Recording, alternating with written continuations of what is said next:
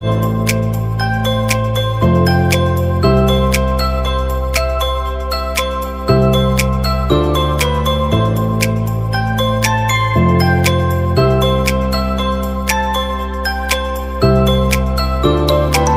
Friends, welcome back to CSCB and PSC master YouTube channel. നമ്മുടെ crash കോഴ്സിൻ്റെ അടുത്ത ഭാഗത്തേക്ക് കടക്കുകയാണ്.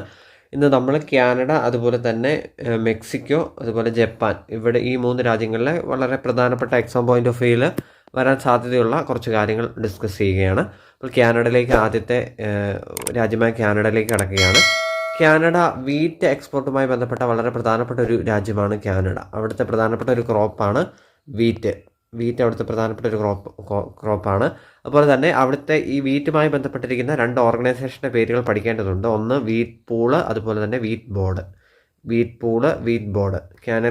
കാനഡയെക്കുറിച്ച് പഠിക്കുമ്പോൾ വീറ്റുമായി ബന്ധപ്പെട്ട രാജ്യമാണ്. വീറ്റ് എക്സ്പോർട്ട് കൂടുതലുള്ള രാജ്യമാണ് കാനഡ. അതുപോലെ തന്നെ അവിടുത്തെ കോപ്പറേറ്റീവ് സെക്ടറിൽ ഉള്ള ഓർഗനൈസേഷൻസാണ് വീറ്റ് പൂള്, അതുപോലെ വീറ്റ് ബോർഡ്. മായി ബന്ധപ്പെട്ടിരിക്കുന്ന രാജ്യം ഏതെന്ന് ചോദിച്ചാൽ കാനഡയാണെന്ന് പ്രത്യേകമായി അറിഞ്ഞിരിക്കുക. അപ്പോൾ കാനഡയുമായി ബന്ധപ്പെട്ട ഈ 2 പോയിന്റുകൾ പ്രധാനപ്പെട്ടതായിട്ട് പഠിക്കുക. അതുപോലെ തന്നെ മെക്സിക്കോയിലോട്ട് വരുമ്പോൾ അവിടെ എജിദോ എന്ന് പറഞ്ഞൊരു കോപ്പറേറ്റീവ് ഓർഗനൈസേഷനുള്ളത്. അതൊരു കളക്റ്റീവ് ഫാമാണ് എജിദോ എന്ന് പറഞ്ഞൊരു കോപ്പറേറ്റീവ് ഓർഗനൈസേഷനുമായി ബന്ധപ്പെട്ടിരിക്കുന്ന രാജ്യം അത് മെക്സിക്കോ ആണ്, എജിദോ. അപ്പോൾ പെട്ടെന്ന് പേരൊക്കെ കേൾക്കുമ്പോൾ നമ്മൾ ചൈനയാണ് അല്ലെങ്കിൽ ജപ്പാനാണെന്നൊക്കെ തോന്നും അല്ലേ, എജിദോ. പക്ഷേ അത് മെക്സിക്കോയിലെ ഒരു കളക്റ്റീവ് ഫാമാണ് എജിദോ. അപ്പോൾ ഇതും പഠിക്കുക, എജിദോ. ഇനി അടുത്തത് നമ്മൾ ജപ്പാനിലെ കോപ്പറേറ്റീവ് മൂവ്മെൻറ്റിനെ കുറിച്ച് നമുക്ക് പഠിക്കാം. ജപ്പാനിലെ കോപ്പറേറ്റീവ് ഓർഗനൈസേഷൻസ് പ്രധാനമായി മൾട്ടിപർപ്പസ്, അതുപോലെ പോളിവലൻ്റ് ഈ ഒരു ഫോംസ് ഓഫ് ഓർഗനൈസേഷൻ അല്ലെങ്കിൽ ഈ ഫോംസ് ഓഫ് ഓർഗനൈസേഷൻ കോൺട്രിബ്യൂട്ട് ചെയ്ത രാജ്യം അത് ജപ്പാനാണ്.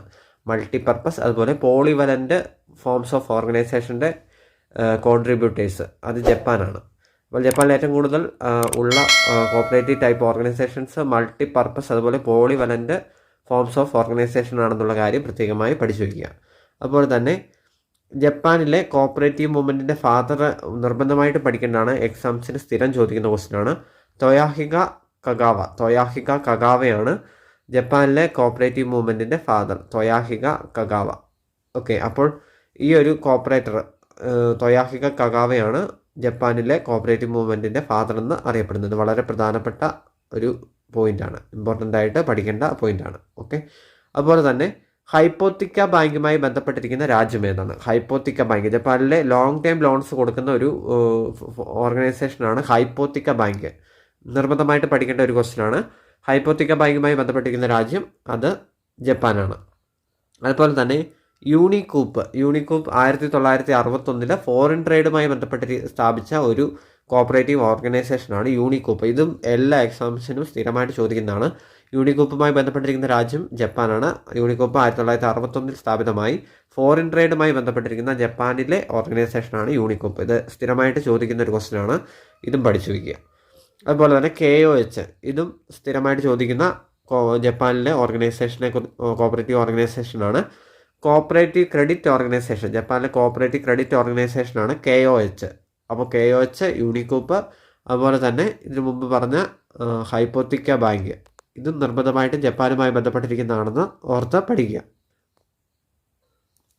അതുപോലെ തന്നെ ഈ KOH സ്ഥാപിച്ച കോപ്പറേറ്റർ ജപ്പാനിലെ മറ്റൊരു വ്യക്തിയാണ് സാന്തോക്ക നിനോമിയ റിലേറ്റഡ് ടു KOH. ഓക്കെ, അപ്പോൾ KOHുമായി ബന്ധപ്പെട്ടിരിക്കുന്ന ജപ്പാനിലെ കോപ്പറേറ്റർ ആരാണെന്ന് ചോദിച്ചാൽ അത് സാന്തോക്ക നിനോമിയാണ്. ഓക്കെ, അപ്പോൾ നമ്മൾ സാന്തോക്ക നിനോമിയെക്കുറിച്ച് പ്രത്യേകമായി ഓർക്കുമ്പോൾ KOH എന്നുള്ള ഓർഗനൈസേഷനെ കുറിച്ചും പ്രത്യേകമായി പഠിക്കുക. ഓക്കെ, അപ്പോൾ ജപ്പാനെക്കുറിച്ച് എക്സാം പോയിന്റ് ഓഫ് വ്യൂവിൽ ഇത്രയും പോയിന്റ് പഠിച്ചാൽ മതി. ജപ്പാനിനെ കുറിച്ച് ഇനി കൂടുതൽ അറിയാമെങ്കിൽ ആ കാര്യങ്ങൾ നിങ്ങൾ എക്സ്ട്രാ നോട്ട്സൊക്കെ പ്രിപ്പയർ ചെയ്ത് പഠിക്കുക. അപ്പോൾ നമ്മൾ ഇന്ന് എന്തൊക്കെയാണ് പഠിച്ചതെന്നൊന്ന് നോക്കാം. ആദ്യമായിട്ട് നമ്മൾ കാനഡയിലേക്ക് പോയി. അവിടെ വീറ്റ് ആണ് പ്രധാനപ്പെട്ട എക്സ്പോർട്ടിംഗ് പ്രോഡക്റ്റ് എന്ന് കണ്ടു. അവിടുത്തെ കോപ്പറേറ്റീവ് ഓർഗനൈസേഷൻ വീറ്റ് പൂൾ, അതുപോലെ വീറ്റ് ബോർഡ് എന്ന് അറിയപ്പെടുന്നു. അത് മെക്സിക്കോയിലേക്ക് നമ്മൾ വന്നപ്പോൾ എജിദോ അതൊരു കളക്റ്റീവ് ഫാം ആണെന്ന് കണ്ടു. അത് ജപ്പാനിലേക്ക് വന്നപ്പോൾ ജപ്പാനിൽ ഏറ്റവും കൂടുതൽ മൾട്ടിപർപ്പസ്, അതുപോലെ പോളിവലൻ്റ് ഫോംസ് ഓഫ് ഓർഗനൈസേഷൻ ആണെന്ന് കണ്ടു. അതുപോലെ തന്നെ അവിടുത്തെ പ്രധാനപ്പെട്ട ഒരു കോപ്പറേറ്ററാണ് തൊയാഹിക കഗാവ. അദ്ദേഹമാണ് father of Japanese cooperative movement Toyohiko Kagawa. Okay. അതുപോലെ തന്നെ ഹൈപ്പോത്തിക്ക ബാങ്ക് ലോങ് ടൈം ലോൺസ് കൊടുക്കുന്ന ഒരു സ്ഥാപനമാണ്. അത് ജപ്പാനിൻ്റെ കോപ്പറേറ്റീവ് മൂവ്മെൻറ്റുമായി ബന്ധപ്പെട്ടിരിക്കുന്നു. അതുപോലെ തന്നെ യൂണിക്കൂപ്പ് 1961 ഫോറിൻ ട്രേഡുമായി ബന്ധപ്പെട്ട് സ്ഥാപിച്ച സ്ഥാപനമാണ്. അതുപോലെ KOH കോപ്പറേറ്റീവ് ക്രെഡിറ്റ് ഓർഗനൈസേഷനാണ് ജപ്പാനിലെ. അത് സ്ഥാപിച്ചത് സാന്തോക്ക നിനോമിയ. അപ്പോൾ വളരെ പ്രധാനപ്പെട്ട ജപ്പാനെക്കുറിച്ചും മെക്സിക്കോയെക്കുറിച്ചും കാനഡയെക്കുറിച്ചുള്ള പോയിന്റുകൾ എക്സാം പോയിന്റ് ഓഫ് വ്യൂ മാത്രം ഇമ്പോർട്ടൻ്റ് ആയിട്ടുള്ള പോയിന്റുകൾ ഡിസ്കസ് ചെയ്തു.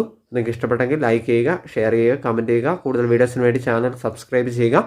Thanks for watching. Thank you.